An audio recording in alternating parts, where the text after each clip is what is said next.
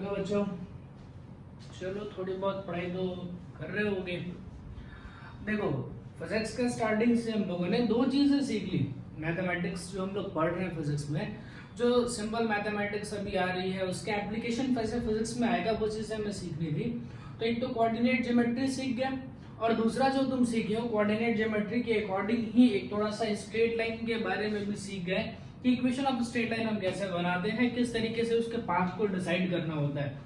तो ध्यान रहे बेटा, फिजिक्स में कहीं भी हम इक्वेशन लिखते हैं, जैसे मान लो लिखा जाए इक्वेशन ऑफ स्ट्रेट लाइन, तो वो स्ट्रेट लाइन क्या हुआ, एक पाथ हुआ, एक रास्ता हुआ।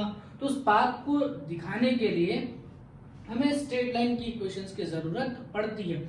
और भी इक्वेशंस पढ़ेंगे बट वो धीरे धीरे आपको इनपुट में देता जाऊंगा। फिलहाल के लिए आज का जो हमारा टॉपिक है वो है वेक्टर। देखो ध्यान से सुनना, कुछ टर्म्स बता रहा हूं। पहले ये सोचो कि फिजिक्स है क्या। फिजिक्स क्या करता है? फिजिक्स का मेन काम है कि नेचर में जो भी चीजें हो रही हैं, जो भी नेचुरल फिनोमेना हो रही हैं, उनको मैथमेटिक्स के फॉर्म में रिप्रेजेंट करना। फिजिक्स का मेन काम है कि जो भी नेचर में चीजें हो रही हैं, जो भी नेचर में चीजें हो रही हैं, उसको कहीं ना कहीं वो क्या करेगा, मैथ्स के फॉर्म में रिप्रेजेंट करता है, मैथमेटिकल इक्वेशंस के फॉर्म में रिप्रेजेंट करने की कोशिश करता है फिजिक्स। ठीक है, ताकि आप उसका कुछ एप्लीकेशन कर सको, उसका कुछ यूजेस कर सको। तो फिजिक्स का पहला काम है नेचर को मैथ्स के फॉर्म में रिप्रेजेंट करना। तो होता है कि अब बहुत सारे वेरिएबल्स आते हैं। वेरिएबल्स आने का मतलब जैसे क्या हुआ, मान लो मुझे जैसे 9th में आपने पढ़ रखा है किसी के मोशन की स्टडी करनी है, तो initial velocity, final velocity, distance, displacement, time, acceleration, ये सारी जो चीजें आ रही हैं ये कुछ मैथमेटिकल फॉर्म्स हैं, कुछ ऐसी चीजें हैं जिन्हें हमें मेजर करना पड़ता है। ठीक है, इन चीजों को कहा जाता है फिजिकल क्वांटिटी। ध्यान से सुनना, इसको कहा जाता है फिजिकल क्वांटिटी। फिजिकल क्वांटिटी की हेल्प से क्या करते हो, आप किसी भी इक्वेशन को रिप्रेजेंट कर पाते हो। जैसे मान लीजिए हमने लिखा था v is equal to u plus 89 में पढ़ रखा है, तो ये है क्या, v क्या है, u क्या है, a क्या है, t क्या है, ये एक तरह की फिजिकल क्वांटिटी है। ठीक है, फिजिकल क्वांटिटी मतलब उसकी हेल्प लेकर के आप नेचर को मैथ्स के फॉर्म में लिख सकते हो। ठीक है, फिजिकल क्वांटिटीज होती क्या है बेटा, फिजिकल क्वांटिटीज कैसे ध्यान रखोगे बेटा, तो फिजिकल क्वांटिटी के लिए होता है which can be measured, जिसको हम मेजर कर सकते हैं उसको फिजिकल क्वांटिटी कहते हैं। जैसे मान लो मैं फिजिक्स में बात करूं तो फिजिक्स में इमोशंस की कोई जगह नहीं होती है। ठीक है, जैसे मैं तुम्हें पटक पटक धो दूं, ठीक, 3-4 थप्पड़ मारूं तुम्हें दर्द होगा। अब मैं पूछूं तुम्हें कितना दर्द हुआ, 2 लीटर, 4 केजी, 4.25 केजी, 6.25 केजी, तो इसका कोई मैथमेटिकल रिप्रेजेंटेशन नहीं है। आपको जो अगर हम मतलब इमोशंस के बारे में आप सोचो तो इमोशंस का कोई मैथमेटिकल रिप्रेजेंटेशन नहीं होता है, तो उसको हम फिजिक्स में कहीं कंसीडर भी नहीं करते हैं। फिजिक्स वालों के लिए इमोशंस का कोई रोल नहीं है। तो फिजिकल क्वांटिटीज वो होती हैं जिसको हम मेजर कर सकते हैं।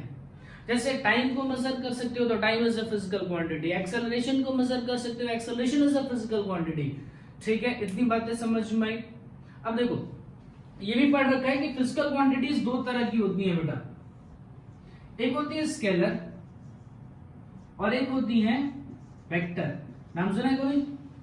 एक फिजिकल क्वांटिटी होती है स्केलर और एक फिजिकल क्वांटिटी होती है वेक्टर। क्या पढ़ रखा है, 9th में चीज पढ़ रखा है कि स्केलर के पास क्या होता है, सिर्फ मैग्नीट्यूड होता है। आपको मैग्नीट्यूड का मीनिंग भी याद रखा था, मैग्नीट्यूड का मतलब होता है कुछ वैल्यू। ठीक है, और वेक्टर क्वांटिटीज वो होती हैं जिनके पास मैग्नीट्यूड के साथ साथ डायरेक्शन भी होता है। चलो इसको थोड़ा सा समझने की कोशिश करते हैं। अगर मैं बोलूं कि इस समय सुबह के 9:10 हो रहे हैं, अगर मैं बोलूं इस समय सुबह के 9:10 हो रहे हैं, तो 9-10 सिर्फ क्या है, एक वैल्यू है, इसमें कोई किसी डायरेक्शन में कोई लेना देना नहीं है। ऐसा कभी थोड़ी बोलते हैं यार 9:10 हो रहा है लेफ्ट डायरेक्शन में, 9:10 हुआ है राइट डायरेक्शन में, ये नहीं होता है। ठीक है, आपको ये अगर बोला गया कि 9:10 हो रहा है, मतलब ये सिंपली क्या दे रहा है, आपको वैल्यू दे रहा है इसमें डायरेक्शन का कोई लेना देना नहीं है। मतलब जो टाइम हुआ, ये तो टाइम ही है ना, तो टाइम किस तरह की क्वांटिटी हो गई, एक स्केलर क्वांटिटी हो गई जिसमें सिर्फ वैल्यूज है, मैग्नीट्यूड है, डायरेक्शन का कोई लेना देना नहीं है। आज जरा वेक्टर क्वांटिटीज को जरा हम चेक करें। मान लीजिए आपने क्या कहा, किसी से रास्ता पूछा, किसी से रास्ता पूछो तो आपसे कहता है कि एक काम करना बेटा, यहां से 50 मीटर आगे जाना, 50 मीटर जाकर के लेफ्ट मुड़ जाना। तो वो आपको वैल्यू भी बता रहा है 50 मीटर सीधे जाना, जैसे उसने क्या बोला कि भाई काम करो 50 मीटर सीधे जाओ, फिर वहां से लेफ्ट चले जाना। तो 50 मीटर जो वो बोल रहा है, 50 मीटर जो बोल रहा है, कह रहा है कि स्ट्रेट जाना फिर लेफ्ट मुड़ना, मतलब वहां पर वो डायरेक्शन को भी कंसिडर कर रहा है। जैसे उसने ऐसा बोला, मान लो 50 मीटर नॉर्थ में चलो, देन टेक लेफ्ट। क्या ये दिमाग में बैठ रही है? ऐसे किसी से एड्रेस पूछा तुमने तो ऐसे ही उसने बोल दिया 50 मीटर नॉर्थ में चले जाओ, फिर वहां से लेफ्ट टर्न ले लेना।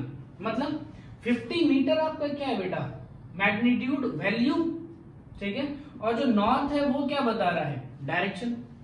यानी वेक्टर क्वांटिटीज वो होती हैं जिनके पास magnitude as well as direction दोनों हो, ठीक है। हाँ, लेकिन एक बहुत काम की बात है, उसको ध्यान रखेंगे अगर इंपॉर्टेंस आपको पता चले तो, इसका कन्वर्स पॉसिबल नहीं है। मतलब एक ऐसी क्वांटिटी जिसके पास मैग्नीट्यूड हो, डायरेक्शन भी हो, दैट मे बी और may not be a vector quantity. दोनों को अच्छे से पहले समझो। वेक्टर क्वांटिटी वो होती हैं जिनके पास मैग्नीट्यूड और डायरेक्शन दोनों है। ये कंपलसरी है कि अगर एक वेक्टर क्वांटिटी है तो उसके पास मैग्नीट्यूड भी होगा, डायरेक्शन भी होगा, ठीक। लेकिन ऐसी क्वांटिटी जिसके पास मैग्नीट्यूड और डायरेक्शन दोनों है, that may be a vector और may not be a vector quantity. जैसे एग्जांपल में आप समझो करंट, अगर मान लो मैं एक एग्जांपल बताऊं तो आप समझ लो करंट। करंट में क्या होता है बेटा, मान लो मैं लिखूं 5 एम्पियर, ऑब्वियस करंट कहां से कहां फ्लो करती है, positive terminal to negative terminal of the battery. Current ऐसे ही फ्लो करती है ना, पॉजिटिव टर्मिनल से नेगेटिव टर्मिनल की तरफ फ्लो करती है। मतलब करंट के पास डायरेक्शन भी है और करंट के पास मैग्नीट्यूड भी है, लेकिन ये वेक्टर क्वांटिटी नहीं है। तो ध्यान रहे, इसका कन्वर्स पॉसिबल नहीं होता। एक वेक्टर क्वांटिटी के पास मैग्नीट्यूड एंड डायरेक्शन दोनों होंगे, लेकिन अगर जिसके पास मैग्नीट्यूड एंड डायरेक्शन है वो वेक्टर क्वांटिटी होगी, ऐसा हम कंपलसरी कह नहीं सकते, ठीक है। चलिए इसको लिखिए, फिर मैं आपको एडिशन सिखाता हूं।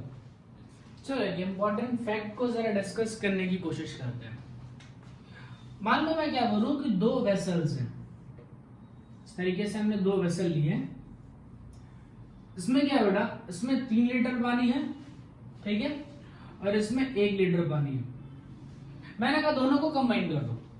इसमें क्या था, इसमें 3 लीटर पानी है और इसमें कुछ 1 लीटर पानी है। मैंने कहा दोनों को कंबाइन कर दो, तो कंबाइन करने के बाद जो वेसल होगा उस वेसल में टोटल कितने लीटर पानी आ जाएंगे, तो 3 + 1 टोटल कितने लीटर पानी आ जाएगा बेटा, 4 लीटर।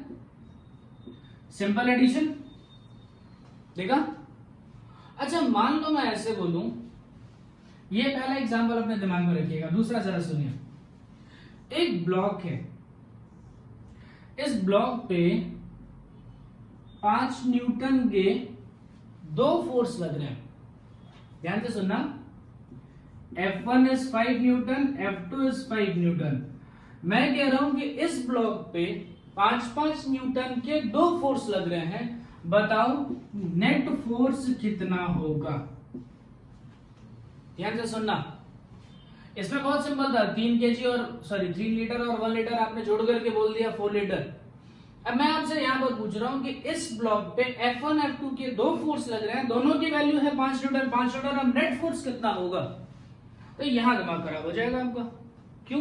कि सर आपने डायरेक्शन तो दिया नहीं, यहां पर आपने डायरेक्शन तो दिया नहीं। जैसे मान लो मैं इसके केस बनाऊं, अगर सिंप्लीफाइड केस बना रहा हूं तो और भी बहुत सारे केस हो सकते हैं एंगल बेसिस पे, लेकिन मैं सबसे सिंपल केस बना रहा हूं एग्जांपल के लिए, कि अगर मान लो मैं ऐसे बोलूं कि ये 5 न्यूटन है और ऐसे भी 5 न्यूटन है। दूसरे केस में ऐसे बोल दूं कि ये 5 न्यूटन है और ये भी 5 न्यूटन है। अब आप क्या कहोगे, सर देखो इसमें दोनों फोर्स एक दूसरे को सपोर्ट कर रहे हैं, तो यहां पर अगर हम नेट फोर्स लिखें तो यहां पर नेट फोर्स आएगा 10 न्यूटन, लेकिन अगर यहां पर नेट फोर्स लिखने जाए तो यहां पर नेट फोर्स आएगा 0। और भी केस हो सकते हैं कि जैसे मान लो मैं इस तरह से कहूं बेटा कि एक 5 न्यूटन का फोर्स ऐसे लग रहा है और एक 5 न्यूटन का फोर्स ऐसे लग रहा है जो 30 डिग्री के एंगल पे है।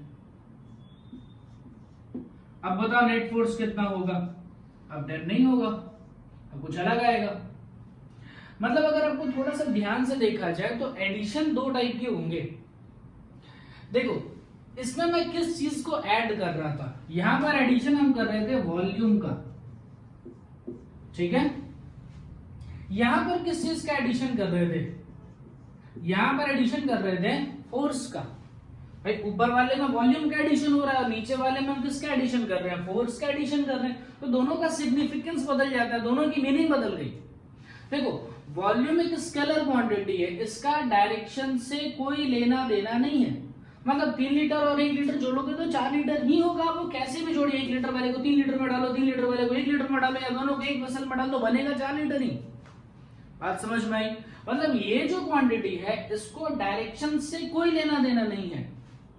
लेकिन यहां देखिए, यहां देखो तो जरा ध्यान से सोच के देखो, यहां पर क्या है, आपका फोर्स जो है ये बदल गया, 0 न्यूटन और 10 न्यूटन हो गए अगर हमने सिर्फ एक का डायरेक्शन बदल दिया तो। इसका मतलब कहीं ना कहीं जो वेक्टर क्वांटिटीज हैं उसको ऐड करने का तरीका बदल जाएगा। सोचो जरा इसको एक बार सोच करके देखो। एडिशन जो हम पढ़ने जा रहे हैं, एडिशन भी हम 2 टाइप से पढ़ेंगे। इसको बोलो कि स्केलर एडिशन, जो हमने वॉल्यूम में डायरेक्ट ऐड कर दिया, इसको बोला जाएगा स्केलर एडिशन। और जो यहां पर हम फोर्सेस को ऐड कर रहे हैं इसको बोला जाता है वेक्टर एडिशन। तो वेक्टर एडिशन जब करोगे तो यहाँ डायरेक्शन को देख करके ऐड करना होता है, स्केलर एडिशन में डायरेक्शन को लेना देना नहीं होता। याद है कि फिजिकल कंडीशन समझ में आ गई आपको। चलिए पहले आपको यह समझना पड़ेगा कि एक वेक्टर क्वांटिटी को रिप्रेजेंट कैसे करते हैं, उसको बनाते कैसे, उसको लिखते कैसे, ठीक है। ठीक है, देखिए वेक्टर क्वांटिटीज को रिप्रेजेंट करने के तरीके क्या है, ध्यान से सुनिए। मान लो मैं बोलूं, चलो ऐसे देखो, मान लो यहां पर एक पॉइंट है P, ठीक है। अब मैं कह रहा हूं, ध्यान से सुनना, मैं क्या कह रहा हूं कि देखो जहां पर मैं खड़ा हो गया वो तो आपका ओरिजिन हो गया बेटा। मैं कहूंगा देखो ये वाला रहा पॉइंट P, ध्यान से सुनना, मैंने कहा देखो ये रहा पॉइंट P, देखा। मतलब मैं क्या कह रहा हूं, ये बता रहा हूं कि इस पॉइंट P की मुझसे दूरी कितनी है, मतलब मेरा हाथ की जो लेंथ है, ये टोटल जो मेरे हैंड की लेंथ है, ये बता रहा है कि मेरे से P पॉइंट की डिस्टेंस कितनी है। और ये जो मैंने ऐसे रखा है कि हाथ इधर देखना है, ये देखना है, इधर नहीं देखना, इधर नहीं देखना, इधर नहीं देखना, इधर देखना है, सिर्फ इसी पॉइंट को देखना है। तो ये क्या बता रहा है, डायरेक्शन। दोनों चीजों को ध्यान से देख करके समझो कि अगर मैं जहां पर खड़ा हूं उसको एक कोऑर्डिनेट सिस्टम अगर मैं ले करके चलूं और मैंने हाथ दिखा करके बोला कि बेटा ये वाला पॉइंट P है, तो मैं कह रहा हूं कि देखो ये रहा पॉइंट P, इधर उधर कहीं नहीं जाना है। मतलब यहां से यहां तक कि मैं लेंथ भी बता रहा हूं और डायरेक्शन भी बता रहा हूं। सोच के देखो मैं क्या बता रहा हूं, यहां पर देखो तो सही, यहां से यहां तक के लिए मैं क्या बता रहा हूं कि इतने दूरी पे चले जाओ। सपोज करो मैं कहूं कि यहां से 10 मीटर आगे चले जाओ, तुम्हें P मिल जाएगा, लेकिन डायरेक्शन भी तो चाहिए। अब मान लो मैं क्या कहूं कि इस बोर्ड है या फिर एक वॉल है, उस वॉल पे क्या करना है, एक आयरन की नेल लगानी है। मैं बोलूं कि 3 मीटर पे आयरन की नेल लगा दो, 3 मीटर पे चलो आयरन की नेल लगा दो, लेकिन कौन से डायरेक्शन में, कहां से 3 मीटर अगर मैं देखने जाऊं तो 3 मीटर के अकॉर्डिंग अगर देखोगे बेटा तो कितनी सारी पॉसिबिलिटी बन सकती है। ये हर एक पॉइंट 3 मीटर पे, हर एक पॉइंट कितने मीटर पे आएगा, 3 मीटर पे आएगा। मतलब यहां पर जब मैं बोल रहा हूं कि ये देखो पॉइंट P, अगर ऐसा बोल रहा हूं कि ये देखो पॉइंट P, तो इसका मतलब मैं जब ये रिप्रेजेंट कर रहा हूं, P को शो कर रहा हूं, तो ये लेंथ भी शो कर रहा हूं और एक डायरेक्शन भी शो कर रहा हूं, ठीक है। यानी यहां पर कह सकते हैं कि ये एक वेक्टर क्वांटिटी है जिसके पास कुछ वैल्यू भी है प्लस डायरेक्शन भी है। क्या ये बात समझ में आई? वैल्यू भी है और डायरेक्शन भी है। ठीक, रिप्रेजेंटेशन अब कैसे वेक्टर का बहुत इजी रिप्रेजेंटेशन है बच्चा।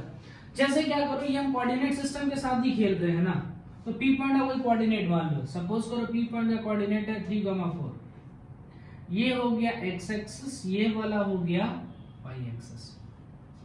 ठीक है, ये हो गया x एक्सिस और ये वाला हो गया y एक्सिस। मैं अगर बोलूं ना कि ये वाला जो वेक्टर है, इस वेक्टर को मैथमेटिक्स के फॉर्म में लिखो, तो सपोज करो इस वेक्टर को हम नाम देते हैं वेक्टर a। ठीक है, इज इक्वल टू, देखो मैं क्या लिख रहा हूं, ध्यान से सुनना, इसका कोऑर्डिनेट क्या है 3, 4। मतलब तुमने क्या किया कि तुम 3 मीटर x एक्सिस पे चले, फिर 4 मीटर y एक्सिस पे चले, तो यहां पर पहुंच गए। अगर ऐसा कोऑर्डिनेट लिख रहा हूं मैं 3, 4, तो तुमने क्या किया, 3 मीटर x एक्सिस पे चला और 4 मीटर y एक्सिस पे चले, तो इस पॉइंट पे तो पहुंच गए। मतलब इस पॉइंट को रिप्रेजेंट करने का मतलब है 3 x एक्सिस पे चलो और 4 जो है वो y एक्सिस पे चलो, आपको ये पॉइंट मिल जाएगा। ठीक है, रिप्रेजेंटेशन देखो कैसे लिखा जा रहा है। x एक्सिस के लिए यहां पर लिखा जाता है बेटा i कैप। i कैप को अभी बताऊंगा, इसको एक्चुअल में इसको कहा जाता है यूनिट वेक्टर। यूनिट वेक्टर का मतलब होता है ये डायरेक्शन को शो करने के लिए यूज किया जाता है। It is used to show direction, यानी कहीं पर भी अगर आई कैप लिखा है तो आपको समझ जाना चाहिए कि वो पॉजिटिव एक्स एक्सिस की बात हो रही है। अगर मान लो मैं इधर चलूं तो यहां लिखा होगा माइनस आई कैप। कैप मतलब इस तरीके से थोड़ा आई बनाना है और ऐसा एक थोड़ा सा उसके ऊपर कोन जैसा उल्टा बना देना, वो नीचे करना बना करके, ये माइनस आई कैप। माइनस आई कैप का मतलब होगा माइनस एक्स डायरेक्शन में, यानी कहीं भी अगर लिखा है आई कैप तो आप समझ जाइए प्लस एक्स है, कहीं लिखा है माइनस आई कैप तो आप समझ जाइए माइनस एक्स है। अगर कहीं पे लिखा है जे कैप तो समझ लो वाई एक्सिस है, और कहीं पर लिखा है अगर माइनस जे कैप तो समझ जाइए कि वो नेगेटिव एक्स एक्सिस की बात हो रही है। ठीक है, अब देखो मैंने इसमें क्या बोला है, 3 मीटर एक्स एक्सिस पे, 4 मीटर वाई एक्सिस पे। आप डायरेक्ट तो जोड़ करके 7 नहीं लिख सकते, आप डायरेक्ट इसको जोड़ करके 7 नहीं लिख सकते। एक एक्स एक्सिस पे है, दूसरा वाई एक्सिस पे है। जैसे मान लो दोनों एक्स एक्सिस पे होते तो जोड़ लेते, जैसे मान लो 3 ऐसे होता, 4 ऐसे होता, तो फटाक से जोड़ करके आप इसको 7 बोल देते। या नहीं जोड़ सकते, इसको आप ऐड नहीं कर सकते क्योंकि एक एक्स एक्सिस पे जा रहा है, दूसरा वाई एक्सिस पे जा रहा है, तो उसको लिखना कैसे है, मीटर एक्स एक्सिस पे, 4 मीटर वाई एक्सिस पे। तो पहले 3 मीटर लिख रहे हैं, एक्स एक्सिस के लिए क्या लिखोगे 3 आई कैप। मतलब ये हो गया कि आप 3 मीटर कहां पर चल के गए हो, एक्स एक्सिस पे चल के गए हो, और 4 मीटर कहां चल के गए हो, ऊपर, यानी क्या लिख दिया मैंने 4 मीटर वाई एक्सिस पे, यानी क्या जे कैप। ये हो गया वेक्टर। ठीक है, अब इसमें क्या किया जाता है, ये वेक्टर है या नहीं है इसको शो करने के लिए ऊपर एक ऐसा एरो बना देते हैं, या फिर कई सारे बुक्स में क्या होता है, जैसे जो वेक्टर क्वांटिटी होती है उसको रिप्रेजेंट करने के लिए उसको थोड़ा सा बोल्ड लिखा जाता है। तो ये भी रिप्रेजेंटेशन है कि अगर हमने किसी फिजिकल क्वांटिटी को ऐसे बोल्ड करके लिखा है तो थोड़ा समझ जाने का कि वहां पर हम किसके बारे में बात कर रहे हैं, वेक्टर। तो ये भी होता है, बुक्स में ऐसा भी लिखा होता है, जनरली बुक्स में ऐसा लिखा होता है कि कोई भी वेक्टर होता है उसके ऊपर एक ऐसा एरो बना दिया जाता है। एरो बनाने का मतलब ये वेक्टर है, इसके पास मैग्नीट्यूड भी है, वैल्यू भी है, और साथ साथ इसका डायरेक्शन भी है। ठीक है, इस तरीके से किसी भी वेक्टर क्वांटिटी को रिप्रेजेंट करते हैं। जैसे मैंने यहाँ सिर्फ 2 एक्सिस बताई है, एक्चुअल में तो एक और एक्सिस होती है, कौन सी एक्सिस होती है, जेड एक्सिस। सपोज करो अगर मान लो मैं एक्स वाई के साथ में एक और एक्सिस की बात कर लूं, जेड एक्सिस की, ठीक है, तो इसका जो कोऑर्डिनेट होगा उसमें एक्स वाई जेड तीनों कोऑर्डिनेट आने चाहिए। अब मान लो कि z का कोई कोऑर्डिनेट जो है वो सपोज कर लो 7 है, 9 है, 12 है, 15 है, कुछ भी है, तो z के साथ लिखते हैं, देखो x एक्सिस के लिए लिखा जाता है i कैप, y एक्सिस के साथ लिखा जाता है j, तो लाइन से देखो i j k, z axis के साथ लिखा जाता है बेटा k कैप। मतलब अगर किसी पॉइंट का अगर मैं कोऑर्डिनेट लिखूं कि 3 7 9, अगर मैं किसी, ये तो 2 डायमेंशन था तो आपको फटाफट समझ में डायमेंशन के बारे में सोचो तो 3 डायमेंशन में कितने कोऑर्डिनेट आ जाएंगे, 3। जैसे मान लो मैं कोई रिप्रेजेंट कर रहा हूं पॉइंट Q अगर ले रहा हूं, इसका कोऑर्डिनेट है अगर 2 9 11, और बोलूं कि जरा क्यू वेक्टर के बारे में लिखिए दो बेटा, तो आप इस कोऑर्डिनेट पे जाओगे कैसे? 2 कदम एक्स एक्सिस पे, 9 कदम वाई एक्सिस पे और 11 कदम जेड एक्सिस पे। वेक्टर हो गया इसका 2y 9 से 11 के। ठीक है, ध्यान रहे बेटा, एक्स एक्सिस की चीजों को एक्स एक्सिस के साथ जोड़ना है, वाई एक्सिस की चीजों को वाई एक्सिस के साथ जोड़ना है, जेड एक्सिस की चीजों को जेड एक्सिस के साथ जोड़ना है। ठीक है, चलो यहां तक की बात थोड़ी थोड़ी क्लियर रही। अब एक बात बताओ, मैं आपसे क्या कह रहा हूं उसको जरा ध्यान से सुनना। ये भी हटा रहा हूं, ठीक है। कह रहा हूं ये वेक्टर क्वांटिटी है, ठीक है, मतलब इसकी कुछ वैल्यू भी होगी और उसका डायरेक्शन भी होगा। वैल्यू के लिए एक्चुअल में वर्ड यूज जो किया जाता है वो हम वर्ड क्या यूज करते हैं? मैग्नीट्यूड। ठीक है, वैल्यू के लिए हम लोग जो वर्ड यूज करते हैं वो क्या यूज करते हैं? मैग्नीट्यूड। अब मैग्नीट्यूड कैसे निकालोगे? ध्यान से सुनना, मैंने क्या बताया था, यहां से यहां तक कि लेंथ ही क्या है बेटा? इसकी वैल्यू है। अच्छा, मैंने ऐसे हाथ रखा था ना, बोला था ना ये पॉइंट पी है, तो मेरे हाथ की जो लेंथ थी वही क्या थी? इस वेक्टर की वैल्यू थी। ठीक है, तो चलो जरा सोच के देखते हैं कैसे इसमें काम करना है। ध्यान से सुनना, ये वाला कोऑर्डिनेट कितना है? 0 0। क्या ये लेंथ निकाली जा सकती है? क्या इस लेंथ को निकाला जा सकता है? कौन सा फॉर्मूला यूज करके? Distance formula. जरा लेंथ को निकालने की कोशिश करिए, तो लेंथ निकालने के लिए डिस्टेंस फॉर्मूले का यूज करो, √x2 - x1 का स्क्वायर, y2 - y1 का स्क्वायर। ये कोऑर्डिनेट हो गया x1 y1 और ये वाला कोऑर्डिनेट हो गया x2 y2। x2 - x1 का स्क्वायर यानी 3 - 0 का स्क्वायर यानी 3 स्क्वायर प्लस 4 का स्क्वायर। जरा देखो तो इसको देख करके, यही तुम्हारी लेंथ हुई ना। ठीक है, सर इसको देखो, इस वेक्टर को देखो, ये जो लेंथ निकला है वो देखो। यानी किसी भी वेक्टर का अगर मैग्नीट्यूड निकालना तो सिंपल काम है। अगर मान लो मैं कोई वेक्टर लिखूं, जैसे ए वेक्टर ऐसे लिख रहा हूं, vector is equal to x के साथ आई कैप, वाई के साथ जे कैप, तो चलो बताओ इसकी वैल्यू कितनी होगी? देखो लेंथ कैसे निकला था, यानी लेंथ जो है मैग्नीट्यूड जो है उसको रिप्रेजेंट ऐसे करते हैं बेटा। ए लिखा, उसके साइड में से 2 डंडे लगा दो, वेक्टर ऐसे लिखा, इसके साइड में ऐसे 2 डंडे लगा दो, इसको पढ़ा जाता है मैग्नीट्यूड। ठीक है, मैग्नीट्यूड का मतलब क्या हो गया बेटा? एक वैल्यू। जरा सोचो, ये वेक्टर था 3i4j, तो इसका मैग्नीट्यूड आया √3 स्क्वायर प्लस 4 स्क्वायर। ये वाला वेक्टर है xiyj, तो इसका मैग्नीट्यूड आएगा √x का स्क्वायर प्लस y का स्क्वायर। नहीं नहीं नहीं आया, समझ नहीं आया। सिंपल क्या करना था, जो भी पॉइंट है इस पॉइंट तक पहुंचने के लिए यहां से ओरिजिन से तुमने स्टार्ट किया, ओरिजिन से यहां तक पहुंचने का मतलब ये हो गई इसकी मैग्नीट्यूड, और एक ये रहा, ये जैसे कह रहे हैं कि उधर जाओ, इस पॉइंट पे जाओ, पी पॉइंट पे जाओ, उसका रहा डायरेक्शन।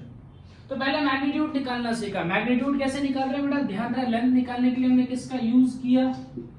डिस्टेंस फॉर्मूले का। डिस्टेंस फॉर्मूला क्या था? x2 - x1 square, y2 - y1 का स्क्वायर। आ गया?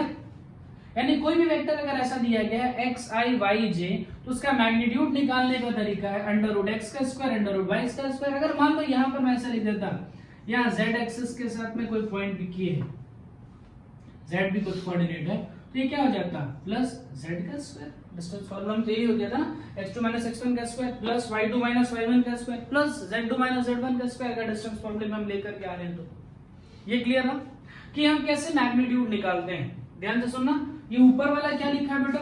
ऊपर वाला लिखा है वेक्टर, ठीक है, नीचे वाला क्या लिखा है? मैग्नीट्यूड।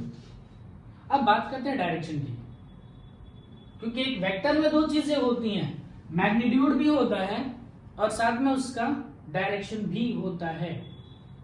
अगर मान लो मुझे डायरेक्शन निकालना है,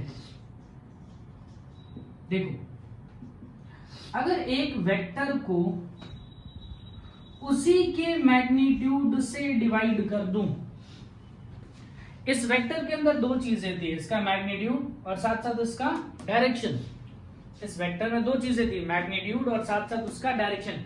अगर इस वेक्टर को इसी के मैग्नीट्यूड से डिवाइड कर दूं तो बचा हुआ टर्म क्या होगा, सिर्फ और सिर्फ डायरेक्शन। यानी डायरेक्शन लिखने का क्या तरीका है, जो वेक्टर है उस वेक्टर को उसी के मैग्नीट्यूड से डिवाइड कर दो। यानी क्या बचा बेटा, xi plus yj plus zk, और इसी को मैंने क्या किया, इसके मैग्नीट्यूड से डिवाइड किया, x square y square z square.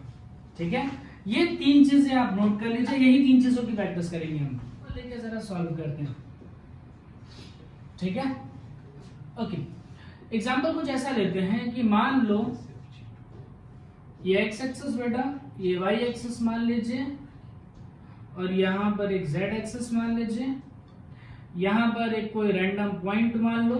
ये रैंडमली पॉइंट जो है ये x एक्सिस के साथ कुछ डिस्टेंस पे है, y एक्सिस के साथ कुछ डिस्टेंस पे है, z एक्सिस के साथ कुछ डिस्टेंस, मतलब 3D में है। ठीक है, 3D में तो इतना रिप्रेजेंटेशन में तो नहीं आ पाएगा। ठीक है, 3 डायमेंशन में है, कुछ ऐसा पॉइंट लिखते हैं, उस पॉइंट के लिए लिखते हैं कुछ पॉइंट P। ठीक है, इसका कोऑर्डिनेट अगर मान लो मैं लिखूं 9, या फिर ऐसा लिख दो 2 3 5। ठीक है, ऐसा हमने कोऑर्डिनेट लिख लिया 2 3 5। अब क्या होगा, इसका कह रहा है कि इसका वेक्टर बताओ। ठीक है, इसका मैग्नीट्यूड बताओ और इसका डायरेक्शन बताओ। ठीक है, इस टाइप के वेक्टर को एक स्पेशल वेक्टर कहते हैं। मतलब क्या है बेटा, जो ओरिजिन से स्टार्ट होता है, जो ओरिजिन से स्टार्ट होता है, एक्चुअल में मैं जो लाइन ड्रॉ कर रहा हूं ना OP, ये जो लाइन है ये रिप्रेजेंट क्या कर रही है, ये रिप्रेजेंट कर रही है पोजीशन ऑफ पॉइंट P। देखो तो सही, ये क्या कह रहा है कि ये पॉइंट P की पोजीशन है, ये पोजीशन ऑफ पॉइंट P को रिप्रेजेंट कर रहा है। इसलिए ऐसे वेक्टर जो ओरिजिन से स्टार्ट होते हैं उसको कहा जाता है पोजीशन वेक्टर।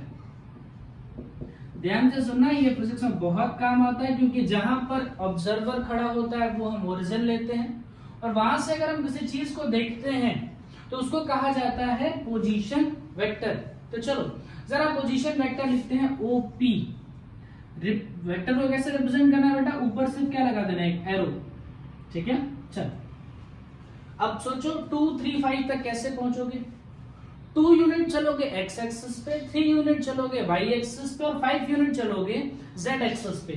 तो x के साथ क्या लगाते हैं i कैप, y के साथ क्या लगाते हैं j कैप, और z के साथ क्या लगाते हैं k कैप। तो चलो फटाफट लिखते हैं। 2 मीटर चला x एक्सिस पे, 3 मीटर चला y एक्सिस पे, और 5 मीटर चला z एक्सिस पे। ठीक है, समझ में आ गई इतनी बात। ओके, ये तो हो गया वेक्टर। चलो इस वेक्टर का मैग्नीट्यूड अगर लिखना है तो मैग्नीट्यूड के लिए क्या बताते हैं, ऐसे 2 डंडे लगा देना। इसको क्या पढ़ते हैं बेटा, इसको पढ़ते हैं मैग्नीट्यूड ऑफ वेक्टर OP।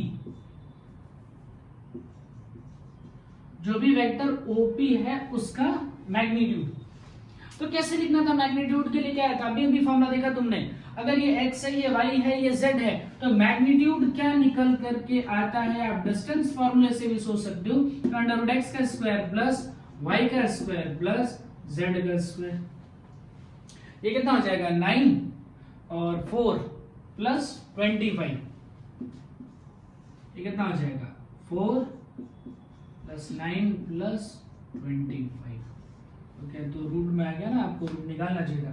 चलो कोई नहीं, ये कितना हो जाएगा 13 और 25 ऐड कर लीजिए। ठीक है, इसे ऐड कर लो, ये कितना हो जाएगा 5 + 3 8 38 रूट कुछ हो नहीं सकता, ऐसे छोड़ना पड़ेगा। ये क्या निकल के आ गया आपका, सिर्फ और सिर्फ निकल के आया मैग्नीट्यूड। अब आपसे कोई कहे कि इस वेक्टर का डायरेक्शन निकालो, ठीक है, इसका डायरेक्शन निकालो, तो क्या समझाया था कि अगर वेक्टर को उसी के मैग्नीट्यूड से डिवाइड किया जाए, अगर वेक्टर को उसी के मैग्नीट्यूड से डिवाइड कर दो, तो जो बचा हुआ टर्म होगा वो क्या बताएगा, डायरेक्शन। और उसको लिखते कैसे, ध्यान से सुनना, उसमें कैप बनाते हैं, ओपी को ऐसे टोपी पहनानी है, ठीक है, कैप पढ़ते हैं, इसको पढ़ते हैं ओपी कैप। ये किस लिए रिप्रेजेंट करते हो? डायरेक्शन के लिए। तो देखो वेक्टर कौन सा था, ये रहा वेक्टर। वेक्टर क्या बेटा 3i 2i 3j 5। इस वेक्टर को इसी के मैग्नीट्यूड से डिवाइड कर दो, यानी कितने से डिवाइड कर दिया जाए, √38 से डिवाइड कर दो। तो ये जो बचा हुआ टर्म, ये जो मिल रहा है, ये क्या बता रहा है, डायरेक्शन। ठीक है, चलो जरा देख लो डायरेक्शन। अब इसको थोड़ा स्प्लिट कर लेता हूं, ठीक है ना। ये हो जाएगा 2/√38i cap plus 3/√38j cap plus 5/√38। ठीक है, तो आप कोई भी ऐसा कोऑर्डिनेट लिख लीजिए अपनी मर्जी से, कुछ भी जो मन करे वो कोऑर्डिनेट लिख लीजिए। उस कोऑर्डिनेट से एक वेक्टर लिखो, उस वेक्टर का मैग्नीट्यूड निकालो और फिर उस वेक्टर का डायरेक्शन निकालो। ठीक है, चलो एक और मैं आपको सिखाता हूं। ये वेक्टर तो बड़ा स्पेशल ले लिया, जो ओरिजिन से स्टार्ट हो रहा था। तो सर ऐसा थोड़ी होता, हर एक वेक्टर ओरिजिन से थोड़ी स्टार्ट होगा। बात भी सही है, हर एक वेक्टर ओरिजिन से थोड़ी स्टार्ट होगा। चलो देखते हैं कि अगर वो ओरिजिन से स्टार्ट नहीं हो रहा तो फिर क्या डील करना है। चलिए, तो लिखे लिया होगा पूरा, सुनो ध्यान से चीजों को। ऐसे तो मैं ना कई बार डायग्राम मिलेगा फिजिक्स में, इस तरह से डायग्राम हम कई बार बनाएंगे जिसमें ऑब्जर्वर जो होगा किसी दो पॉइंट को देख रहा होगा। मान लो पॉइंट ए और पॉइंट बी को देख रहा होगा। मतलब समझ लो कि कुछ ऑब्जेक्ट है जो पॉइंट ए से चलना स्टार्ट किया और बी तक पहुंच गया। ए से चलना स्टार्ट किया और बी तक पहुंच गया। देखो ए से चल करके बी तक पहुंच जाए, मतलब ए कौन सा पॉइंट हो जाएगा, इनिशियल, और बी कौन सा पॉइंट हो जाएगा, फाइनल। ठीक है, ओके। यहां पर तो ओरिजिन, अगर मान लो मैं इस तरह से एक लाइन ड्रॉ करूं ओ से ए और ड्रॉ करूं ओ से बी, ध्यान से सुनना। अगर मैंने ड्रॉ किया ओ से ए और एक ड्रॉ किया ओ से लेकर के बी, तो ये दोनों कौन से वेक्टर होंगे। देखो ये वाला वेक्टर बोल रहा है कि चलो भाई इस डायरेक्शन में चलो तो पॉइंट ए मिल जाएगा, ये वाला वेक्टर बोल रहा है कि इस डायरेक्शन में चलो तो पॉइंट बी मिल जाएगा। मतलब ओ ए और ओ बी जो है ये क्या रिप्रेजेंट कर रहे हैं, ये रिप्रेजेंट कर रहे हैं, देखो दोनों रिप्रेजेंट कर रहे हैं position vector of A and B. A B का पोजीशन वेक्टर है। लेकिन अगर मैं बोलूं कि ए से स्टार्ट करके जो बी तक आए हो, जैसे ये वाला जो वेक्टर है ये कौन सा है, ओ ए, ये वाला जो वेक्टर है वो कौन सा है, ओ बी, ये वाला जो वेक्टर है वो कौन सा है, ए बी। ए बी कौन सा वेक्टर है, ठीक है, ए बी कौन सा वेक्टर है, इसको कहा जाता है डिस्प्लेसमेंट वेक्टर। ठीक है, इसको कहा जाता है डिस्प्लेसमेंट वेक्टर। अब इसके बारे में कैसे सोचोगे, जैसे मान लो इसका कोऑर्डिनेट है कुछ 2 7 और इसका कोऑर्डिनेट कुछ सपोज कर लो 1 एक्स वाई एक्सेस पे कम होगा ना, ये एक्स एक्सेस पे ज्यादा होगा। सपोज कर लेते हैं कुछ 5 और 6 चलो या 1 5 सपोज कर लेते हैं। इसका कोऑर्डिनेट हो गया 2 7, इसका कोऑर्डिनेट हो गया 5 1। अब चलो ओ ए लिखते हैं, ओ बी लिखते हैं और ए बी लिखते हैं। तीनों वेक्टर्स को कैसे लिखा जाएगा ध्यान से सुनना। अब इस पॉइंट तक जाने के लिए तुम्हें क्या करना पड़ेगा, तुम्हें 2 मीटर एक्स एक्सिस पे चलना पड़ेगा, फिर 7 मीटर कहां चलना पड़ेगा, वाई एक्सिस पे चलना पड़ेगा। एक्स एक्सिस की चीजें क्या लिखते हैं बेटा, आई कैप के साथ, और वाई एक्सिस की चीजों को किसके साथ लिखते हैं, जे कैप के साथ। तो मान लो अगर मैं ओ ए का वेक्टर फॉर्म लिखूं, क्योंकि इसके पास मैग्नीट्यूड भी है और डायरेक्शन भी है, तो कैसे लिखोगे बेटा, 2 मीटर चले हम एक्स एक्सिस पे प्लस 7 मीटर हम चल रहे हैं वाई एक्सिस पे। ठीक, ऐसे ही सोचो ओ बी लिखा जाए तो ओ बी के लिए कैसे लिखोगे बेटा, 5 मीटर चले एक्स एक्सिस पे प्लस 1 मीटर चले वाई एक्सिस पे। ये दोनों रिप्रेजेंटेशन हो गए और इनको क्या कहा जाएगा, पोजीशन वेक्टर। ठीक है, लेकिन मान लो अगर ए बी के लिए लिखना है, सोचो अगर ए बी के लिए लिखना है, दोनों वेक्टर्स का डिफरेंस रखिएगा बेटा। अगर मैं आपसे बोलूं ए बी वेक्टर और बी ए वेक्टर, तो दोनों अलग अलग चीजें हैं। ए बी और बी ए अगर बोलूं तो दोनों अलग अलग चीजें क्यों हैं? हाँ देखो, इसकी वैल्यू सेम होंगी लेकिन डायरेक्शन बदलेगा। ध्यान से सुनना, ए बी जब बोल रहा हूं तो डायरेक्शन इस तरीके से होगा, ए से स्टार्ट होकर के बी की तरफ, लेकिन जब बी ए बोलूंगा तो डायरेक्शन जो होगा वो बी से स्टार्ट होकर के ए की तरफ चलेगा। देखो ए बी निकालो चाहे बी ए निकालो, लेंथ तो बराबर होगी ना, यानी ये दोनों इक्वल होंगे, उनकी वैल्यू जो होगी वो इक्वल होगी। और वैल्यू को लिखने के लिए हम किसका यूज करते हैं बेटा? मैग्नीट्यूड, ऐसे लिखा जाता है। लेकिन दोनों का डायरेक्शन क्या होगा? अपोजिट आएगा। अगर मैं ए बी लिख रहा हूं तो फ्रॉम ए टू बी हुआ, बी ए लिख रहा हूं तो बी से लेकर के ए हुआ, मतलब दोनों का डायरेक्शन जो आएगा वो पलट जाएगा। डायरेक्शन पलटेगा मतलब मैं क्या लिखूंगा? अगर ए बी को मैं पॉजिटिव साइन के साथ लिखूंगा तो बी ए को एक नेगेटिव साइन के साथ लिखेंगे, ठीक है? क्योंकि यहां पर दोनों का जो डायरेक्शन है वो डायरेक्शन कैसा है बेटा? अपोजिट, ठीक है? ये बात दिमाग में बैठ गई। दोनों की वैल्यूज बराबर होंगी क्योंकि ए बी की जो लेंथ होगी वही बी ए की लेंथ होगी, लेंथ वाइज दोनों इक्वल होंगे, लेकिन दोनों का डायरेक्शन अलग अलग आएगा। दोनों के डायरेक्शन को अलग रिप्रेजेंट करने के लिए एक पॉजिटिव साइन के साथ और एक नेगेटिव साइन के साथ हमने रिप्रेजेंट कर लिया, ठीक है? अच्छा, वो ए बी वेक्टर लिखोगे कैसे? ए बी अगर मैं कह रहा हूं तो स्टार्ट कहां से कर रहे हो? स्टार्ट फ्रॉम ए, और कहां तक जा रहे हो? बी तक। तो किसी भी वेक्टर को लिखने के लिए जैसे याद रखा था आपने, 9 से याद रखा है बेटा, किसी भी चीज को लिखने के लिए एक तरीका है फाइनल माइनस इनिशियल। यहां भी उसी को फॉलो करेंगे और आराम से आप उसका वेक्टर लिख सकते हैं। देखो ये कौन सी वैल्यू हुई? इनिशियल, और ये वाली कौन सी वैल्यू हुई? फाइनल। तो चलो ए बी वेक्टर को लिखो। ए बी वेक्टर को लिखा जाए तो final minus initial, final value 5 minus initial value कौन सा? 2, तो 5 माइनस 2। ये कौन से एक्सेस के साथ खेल रहे हो अभी? 5 और 2 मतलब कौन से एक्सेस के साथ खेल रहे हो? एक्स एक्सेस के साथ। तो एक्स एक्सेस के साथ क्या लगाना है? आई कैप, ठीक है? प्लस, तो चलो वाई एक्सेस के साथ खेल लेते हैं। फाइनल माइनस इनिशियल, तो 1 माइनस 7 और इसके साथ ठीक है, ठीक है? बना दो, ये कितना हो जाएगा? 3i minus 6j। ये बन गया ए बी वेक्टर, ठीक है? और ए बी वेक्टर को पढ़ेंगे क्या? डिस्प्लेसमेंट वेक्टर, क्योंकि वो ओरिजिन से स्टार्ट नहीं हो रहा है। फिर से इन चीजों को बहुत अच्छे से सुन लो। अगर मान लो यहां पर खड़ा हुआ ऑब्जर्वर किसी पॉइंट को, किसी चीज को ए पॉइंट से मूव करके बी पॉइंट तक जाता देख रहा है, तो मैं ऐसा हाथ रख दूंगी, देखो बेटा ये रहा पॉइंट ए, ठीक है? मतलब मेरा जो फिंगर है ये किस चीज को रिप्रेजेंट कर रहा है? पॉइंट ए को रिप्रेजेंट कर रहा है। फिर देखो ये कहूंगी ये देखो पॉइंट बी, तो मेरा फिंगर अब किसको रिप्रेजेंट कर रहा है? पॉइंट बी को रिप्रेजेंट कर रहा है। मतलब ए और बी को रिप्रेजेंट करने के लिए इस लाइन का यूज किया गया, इसलिए इसको कहा जाता है पोजीशन वेक्टर। ए और बी की पोजीशन को बता रहे हैं, इसलिए इसको कहा गया है पोजीशन वेक्टर। लेकिन अगर ए बी को लिखा जाए तो ये क्या बताता है?